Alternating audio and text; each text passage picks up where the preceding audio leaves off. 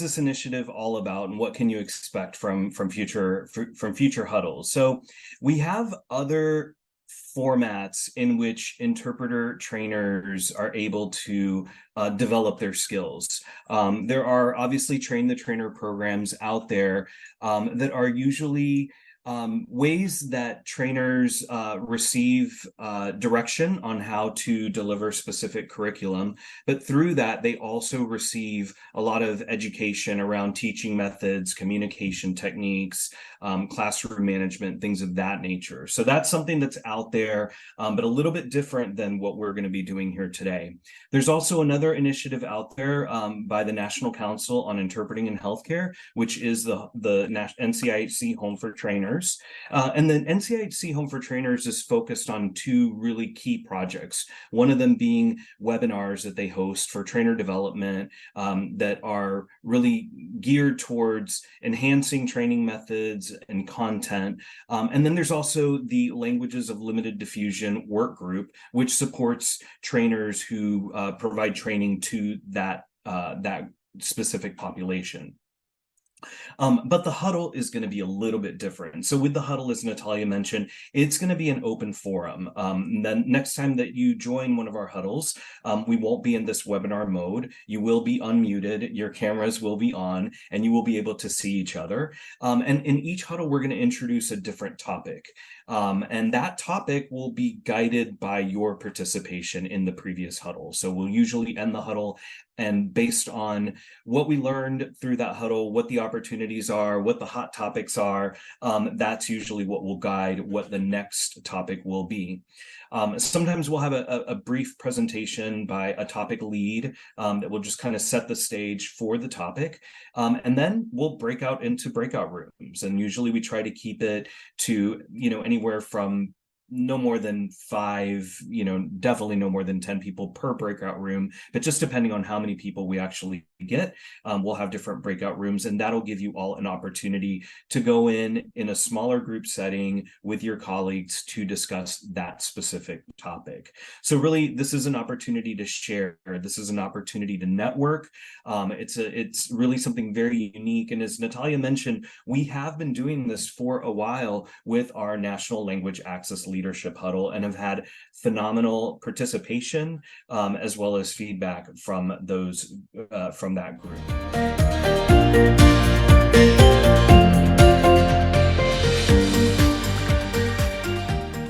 Now, we're going to pivot a little bit and start talking about some of the different types of topics that we might introduce at these training huddles.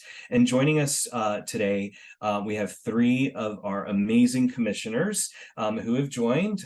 There they come. And I'm going to introduce the first one that's going to talk a little bit about one potential training topic that might be of interest to folks. Johanna Parker from California. Thank you, Jorge. Great to see everyone. I see a lot of familiar names. I'm excited to launch this initiative. And I think that one great potential topic for us to discuss is creating more advanced training. So it's interesting to me that only a little over 1/3 of the people here offer continuing education, which is where most advanced training would take place. And there are a lot of sort of questions around how to do that. I think we need to think about offering advanced trainings on the topics that are common. So for example, note-taking. There are lots and lots of introductory note-taking trainings out there. How do we raise the bar? How do we teach advanced note-taking? And then also just being creative with the topics that we're teaching, and teaching about the different specialties beyond the introductory level. And we're going to talk later about performance-based training. I think that that's one way to do that, is to incorporate those elements. But I think there's a lot to discuss there, including training formats. There's only so much you can cover in a 1-hour webinar.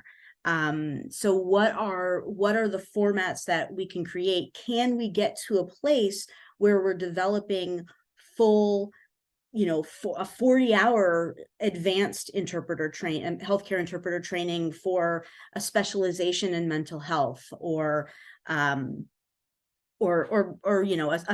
longer simultaneous interpretation course.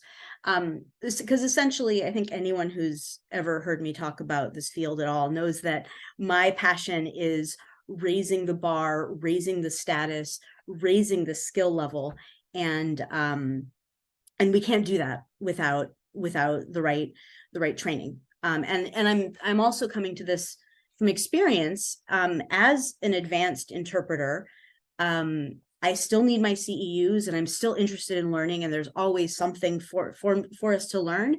But when I go to a conference, I'll pick sessions, and sure, there'll be a couple of nuggets that I'll take.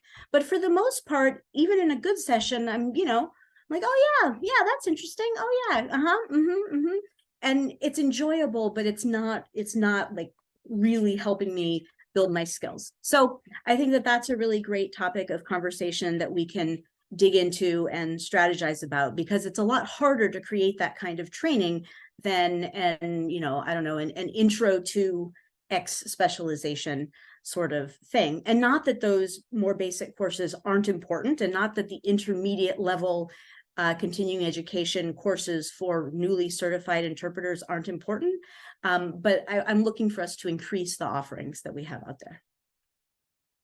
And with that, I will pass it to Vonessa, who is going to present another possible discussion topic for us.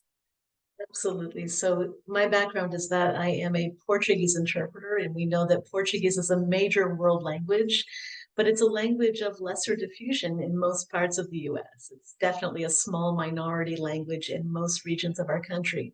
And because of that, I've always struggled as an interpreter to find courses that will incorporate Portuguese as a language of instruction.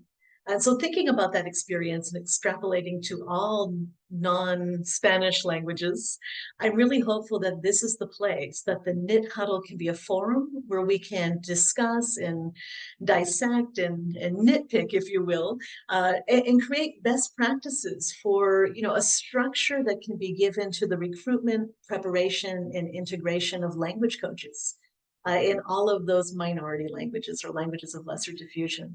I'm hopeful that the NIT will give impetus to training equity, meaning that we can begin to organize around the equitable preparation for the work of interpreting across language groups, both in community and in college-based interpreter education. And I'm also hopeful that NIT can help us give closer attention to how we can prepare interpreters and students of interpretation in these skills of peer evaluation, which are transferable skills that can help them later on to advance as staff interpreters within a hospital-based language access program, or even up the supervisory career ladder within a commercial LSP. So I'm hopeful that this is the place where we can work on those things together and so much more. I'm going to pass it over to Paco. What's your wish list?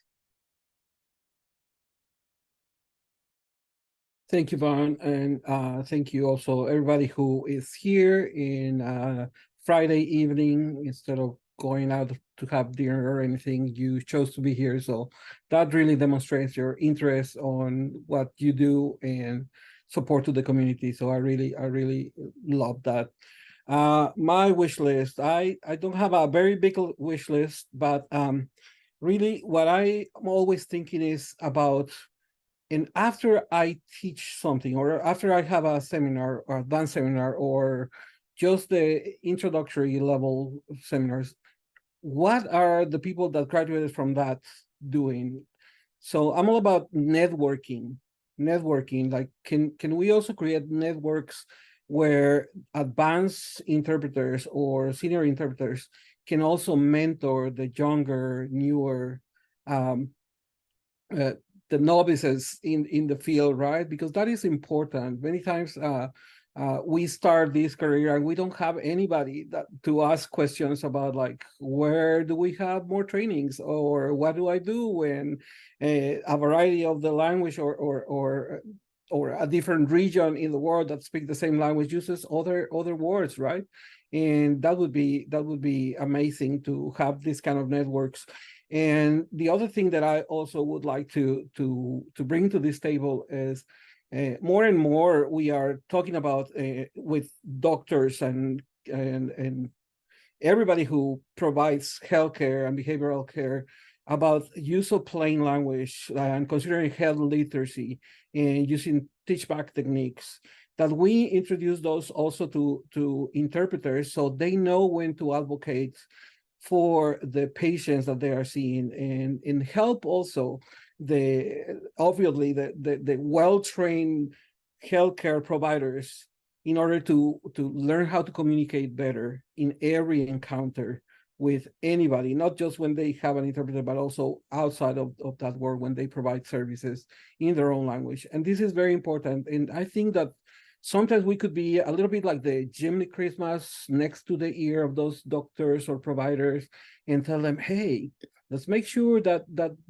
your patient understands everything that they need to do at home. And why don't we use a little bit of teach-back? Why don't we just explain this in plain language? And that's so the providers also understand that we are an integral part of the healthcare team.